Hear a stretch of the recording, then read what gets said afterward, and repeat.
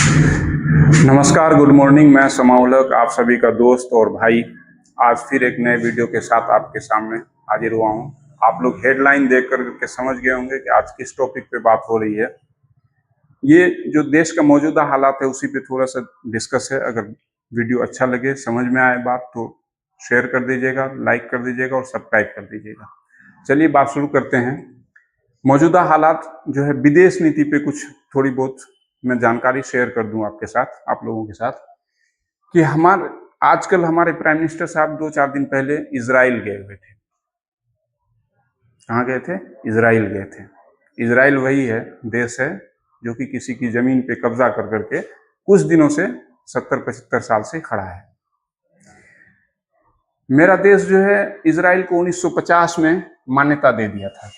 1950 में as a देश का मान्यता दे दिया था। जिस भी प्रेशर में हो, वर्ल्ड प्रेशर में हो और जिस भी प्रेशर में हो, मान्यता दे दिया था।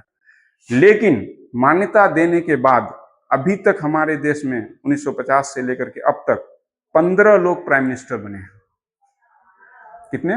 15 लोग, इंक्लूडिंग नरेंद्र मोदी जी। इसमें से 14 लोग इजराइल विजिट नहीं किए। नरेंद्र मोदी जी पहले प्राइम मिनिस्टर हैं जो 2017 में इजराइल गए थे, फिर 2026 में इजराइल गए।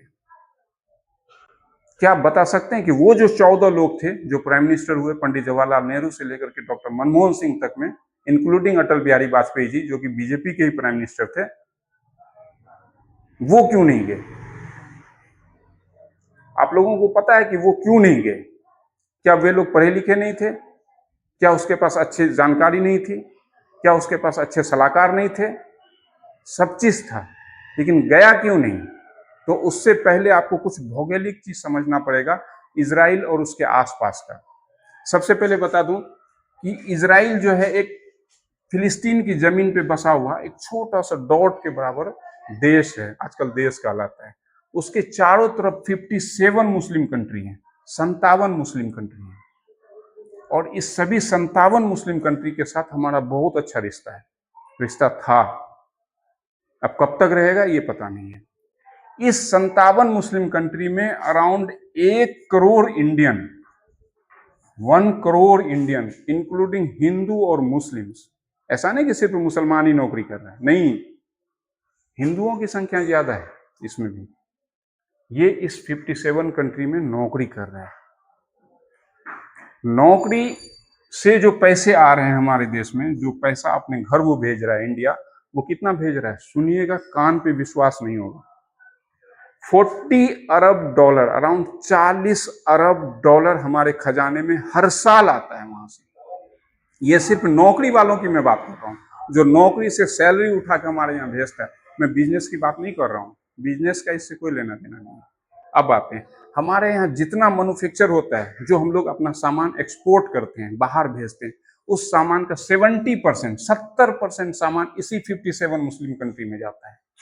इससे जो रेवेन्यू होता है, जो इनकम होता है, वो ये 40 अरब में नहीं है, ये 100 अरब से भी ज्यादा का इनकम है। यही दो पैसे मिल करके तो हमारा देश चल रहा है। जो आज 80 करोड़ लोगों को राशन मिल रहा है, इन्हीं सब पैसों की वजह से। अब आपको कुछ समझ में आया होगा कि जो वो 14 प्राइम मिनिस्टर हुए हैं, वो इजराइल क्यों नहीं गए, या इजराइल के किसी प्राइम मिनिस्टर को अपने देश में क्यों नहीं बुलाया। और मोदी जी चले गए, और गए तो क्या करने के लिए गए? कोई काम हो, कोई डील हुआ हो? कुछ नहीं, यूं चले गए। ठीक है, आप चले गए। अब मैं बताता हूं कि इजराइल है क्या चीज, आखिर हमें नुकसान क्या हो सकता है इजराइल के साथ जाने से, वो मैं बताता हूं। इजराइल एक छोटा सा जगह है जो कि फिलिस्तीन की जमीन को कब्जा कर करके 1947-48 में बनाया गया है, और इसकी आबादी कुछ दिन पहले तक 90 लाख था।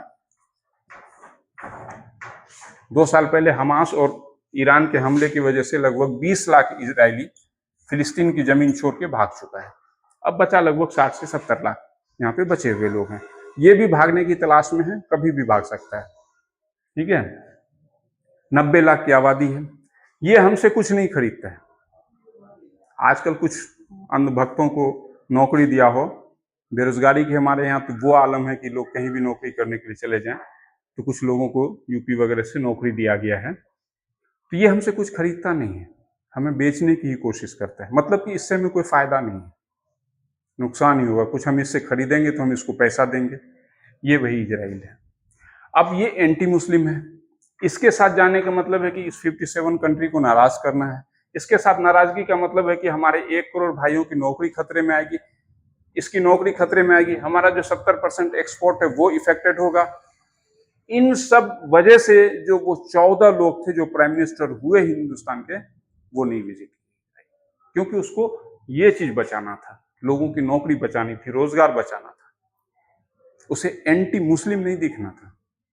एंटी मुस्लिम दिखने का क्या नुकसान हुआ आज हमारे देश का पूरी दुनिया में, वो तो सभी लोग जानते ही हैं। भले गोदी मीडिया आपको खूब पॉलिश वॉलिश करके मारता हो, वो अलग चीज है, लेकिन एंटी मुस्लिम देखने की वजह से आज हमारी हालत ये हो गई कि हमें नेपाल तक नहीं पूछता है।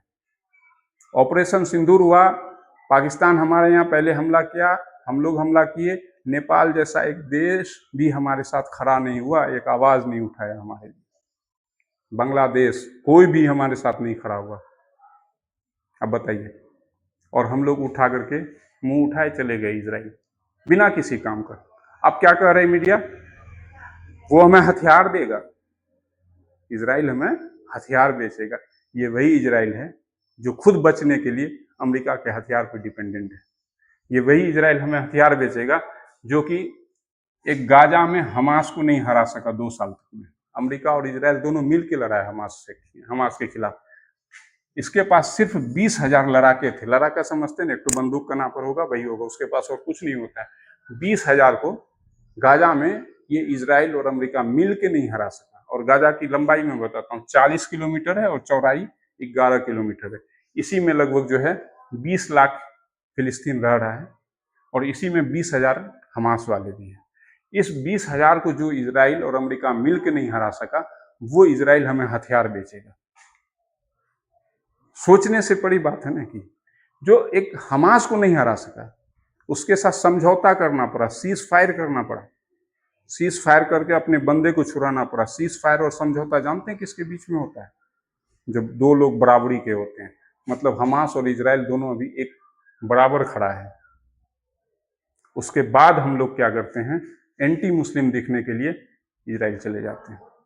और इसका नुकसान क्या होता है कि जितने भी मुस्लिम कंट्री हैं, जो सेकुलर कंट्री हैं, वो हमसे दूरी बना लिया है। अब न कोई हमारा सामान खरीदता है, न कोई हमें बुलाता है, न कोई हमें सुनता है। हम पूरी दुनिया में एक अलग थलग पड़ गए। भले ही मीडिया में आपको खूब यूं गूं आप सुनते होंगे, सोशल मीडिया में बहुत सारे अंधभक्त कि हम विश्व गुरु बन गए। भाई काहे का विश्व गुरु बन गए? हमें तो न कोई बुलाता है, न कोई सुनता है। सीधा जीता जागता उदाहरण है ऑपरेशन सिंदूर। एक कंट्री पूरी दुनिया में हमारे साथ खड़ा नहीं हुआ, और ऑपरेशन सिंदूर के बाद भूखे नंगे पाकिस्तान भिखमंगे, जिसको खाने की औकात नहीं है, उसको पूरी दुनिया आज हथियार भी दे रहा है, रुपया पैसा भी दे रहा है, और उसका सामान भी खरीद रहे हैं। जो लोग हमारा सामान खरीदता था, वो अब उसका सामान खरीदता है। तो इसीलिए अपनी आंखें खोलें और देश के लिए सोचें। जब तक हिंदू और मुस्लिम कंधा से कंधा मिला करके नहीं चलेगा, तो ये देश तरक्की नहीं करेगा। इस देश में IIT, IIM जैसी चीज तभी बना है जब दोनों मिल करके चले हैं। लड़ करके चलने से कुछ नहीं होगा, सिवा देश की बर्बादी के, जैसे अभी हो रहा है। देख रहे हैं, विदेश नीति का कबाड़ निकल गया है। मैं एक लाइन और इससे जोड़ दूं, एंटी मुस्लिम दिखने का क्या नुकसान होता है वो मैं बताता हूँ आपको। सारे पड़ोसी के साथ साथ पूरी दुनिया तो हमें छोड़ ही दिया है। अब एक चीज बताता हूँ, बीजेपी की एक फायर ब्रांड नेता थी नुपुर शर्मा, दिल्ली की। उन्होंने मोहम्मद सल्लल्लाहु अलैहि वसल्लम के खिलाफ एक बयानबाजी कर दिया था नेशनल मीडिया में बैठ कर। उसके बाद ये जो 70% का जो एक्सपोर्ट होता है ना, इसमें भारी गिरावट आई थी।